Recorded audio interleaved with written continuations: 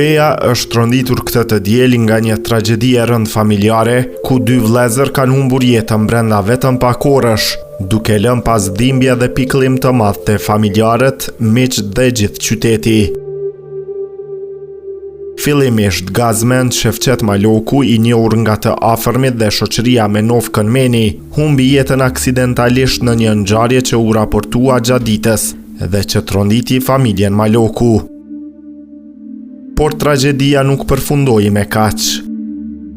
Vetëm pak orë pas marrjes së lajmit për humbjen e vëllait, edhe Bashkim Maloku psoi rëndim të gjendjes shëndetësore.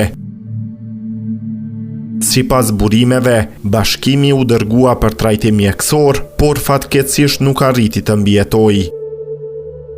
Ai ndroi jetë në spital brenda rreth 1 ore pasi kishte marrë lajmin e rënd për vdekjen tragjike të vëllait të tij.